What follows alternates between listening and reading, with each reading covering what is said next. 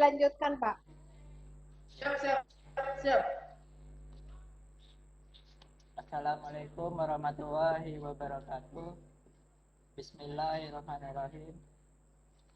Yang saya hormati Ibu Sapril Warnida SP selaku guru pelajaran kelas PPB Tunggu semua ya. dan siswa-siswi kelas 12 SMK Al-Karimiyah.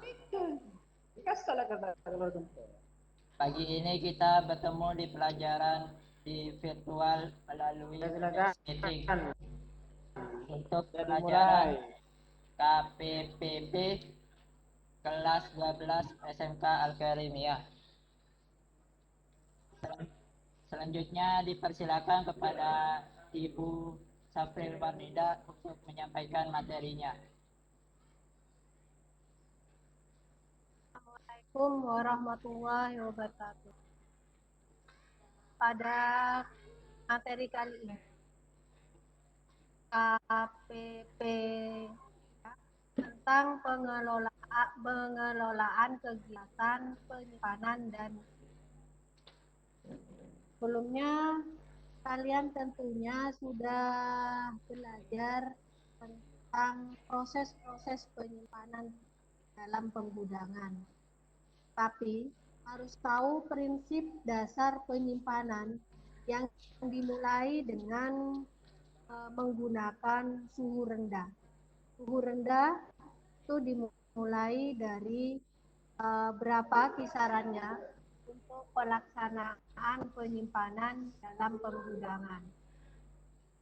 Prinsipnya dengan menggunakan suhu rendah biasanya akan memperlambat kecepatan reaksi metabolisme. Dengan kecepatan memperlambat metabolisme akan menghambat juga terjadinya kebusukan atau kerusakan bahan dari yang akan diolah. Yang ketiga yaitu tentang bagaimana penyimpanan yang dapat dilakukan dengan caranya melalui apa saja. Yang pertama bisa dilakukan dengan cara pendinginan dan pembekuan. Tentunya pendinginan dan pembekuan ini adalah terdapat perbedaan. Perbedaannya yaitu terdapat pada suhu penyimpanannya. Kalau pada pendinginan itu berkisaran antara min 2 derajat Celcius sampai min 10 derajat. Itu yang dikatakan pendinginan. Tapi pada proses penyimpanan dengan cara pembekuan yaitu memperhatikan suhunya. Kalau pada pembekuan itu mencapai suhu min 12 sampai min 24.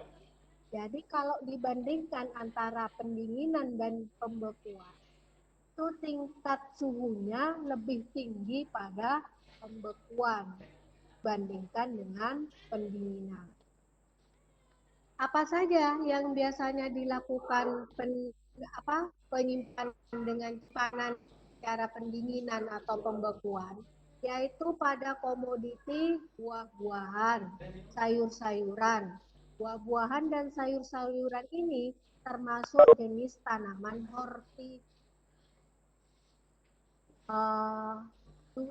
juga dapat dilakukan penyimpanan dari hasil peternakan. Contohnya misalnya pada susu atau pada daging. Atau juga dapat dilakukan penyimpanan dengan cara penyimpanan pada ikan segar. Ya. Misalnya di sana akan dilakukan bagaimana cara penyimpanannya itu bisa bertahan lama dari hasil penyimpanan tersebut. Kemudian apa keuntungan dari penyimpanan yang suhu rendah? Kalau penyimpanan suhu rendah tentunya mempunyai keuntungan, yaitu yang pertama dapat mempertahankan kesegaran produk yang sehingga tidak tidak menimbulkan kehilangan nutrisi. Jadi tetap segar. Kalau disimpan pada suhu yang rendah, maka kesegaran produk itu akan segar. Yang kedua, akan terhindar dari serangan kapang dan dengan kata lain dapat melindungi dari serangan. Yang ketiga, dapat mempertahankan mutu organoleptik, yaitu dengan melihat mutu dari kenampakan yang disimpan. Yaitu dapat juga kalian lihat pada rasa, aroma, warna, serta tekstur itu dapat dipertahankan keadaannya. Atau dapat juga dipertahankan daya kecambah biji. Jadi daya kecambahnya jadi setiap yang disimpan tidak akan sampai terjadi perkecambahan karena sudah penyimpanan pada suhu yang rendah dan tidak perlu lagi menggunakan fumigasi. Kemudian yang berikutnya tujuan penyimpanan. Kenapa diperlukan tujuan penyimpanan? Pertama, tujuan penyimpanan di sini adalah untuk menghambat kebusukan dan mencegah pertumbuhan mikroorganisme yang berupa patogen. Patogen apa ini? Yang menimbulkan penyakit. Dan yang kedua adalah untuk mengurangi kecepatan perubahan. Ketiga, dapat menghambat respirasi bahan pangan supaya nanti dalam keadaan segar. Yang keempat, dapat memperlambat proses pelayuan. Jadi misalnya yang cepat layu misalnya pada atau buah-buahan. Supaya tidak cepat layu, maka dilakukan penyimpanan dengan suhu atau misalnya penyimpanan yang dilakukan di gudang. Gudang tentunya penyimpanannya itu dengan menggunakan teknik penyimpanan dengan menggunakan karung. Dan karung ini biasanya mempunyai karakter penyimpanan. Penyimpanan karung yang utamanya di sini menggunakan penyimpanan dengan stok bahan pangan yang dimungkinkan untuk dijual segera. Kemudian yang berikutnya, aspek yang perlu diperhatikan dalam karung supaya komoditas hasil pertanian yang disimpan itu dapat dipertahankan. Misalnya penyimpanan gabah setelah panen. Kemasannya itu menggunakan karung. Tujuannya apa? Untuk melindungi gabah dari kerusakan dalam pengangkutan dan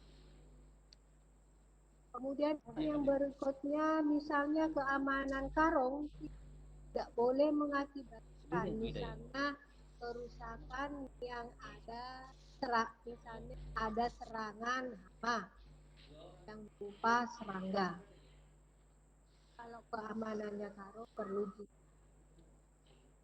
berikutnya adalah kemasan karungnya harus dalam keadaan yang kuat, yang tidak sobek, yang masih dalam keadaan utuh.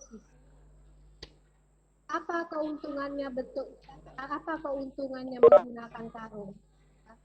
Keuntungannya menggunakan karung di sini sifatnya fleksibel, ya artinya mau ditaruh di mana saja Kemudian modalnya untuk menggunakan biaya bongkar muat lebih kuat dengan menggunakan apa? Namun ada kelemahannya, kelemahan dalam penggunaan menggunakan karung.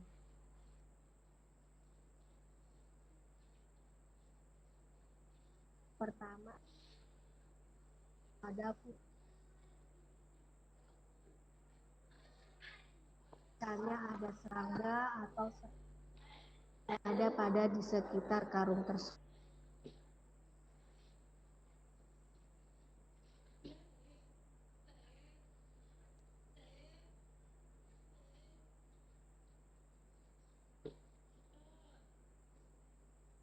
Penyimpanan yang berupa ya, belum ke biji-bijian ini ada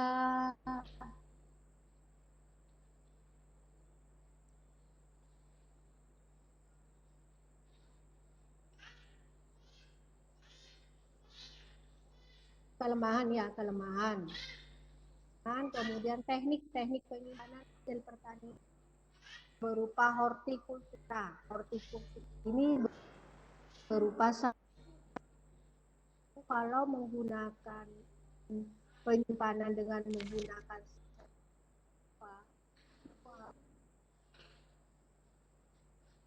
atau pengendalian tapi untuk penyimpanan yang berupa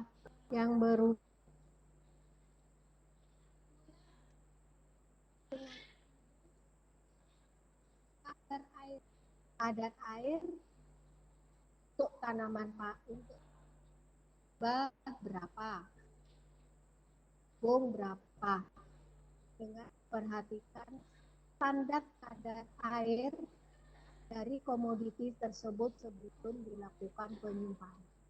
Misalnya gabah. Gabah itu standar penyimpanan kadar airnya harus sama dengan 12%. Apabila masih lebih dari 12%,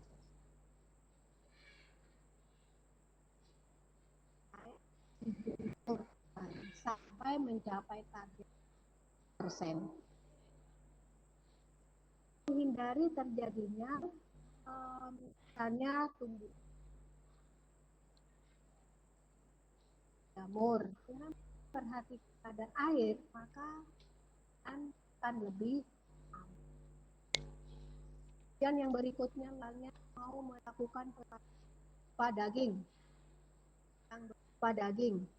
Maka kalau penyimpanan berupa daging dapat dilakukan dengan cara pendinginan.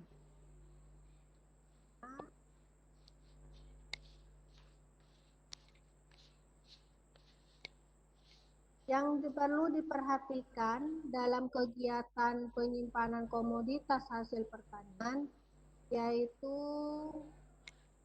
diperlukan tentang adanya penyampaian hasil pertanian dilakukan karena ada faktor yang dapat mengganggu hasil pertanian, baik secara internal.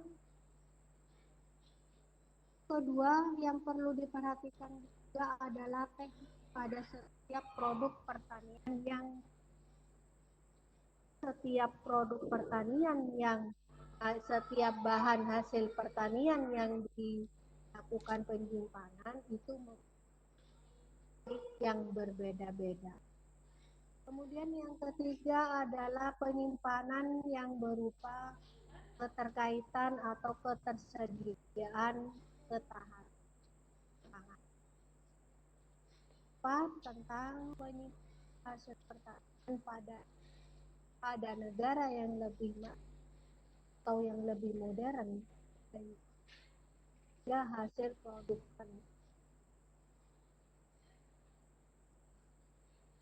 atau sebaliknya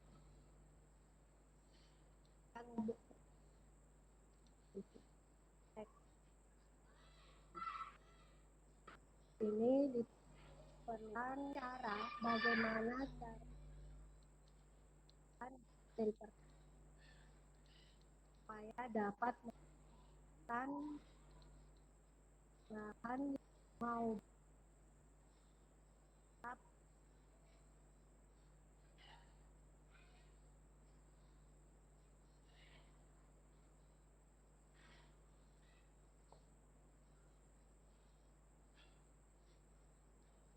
pengelolaan kegiatan mana ada yang mau ditanyakan, bisa dipahami.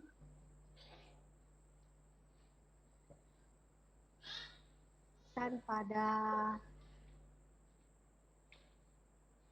Pak David, sudah Pak David? Halo Pak David? Ya Bu. Ya, sudah Pak David?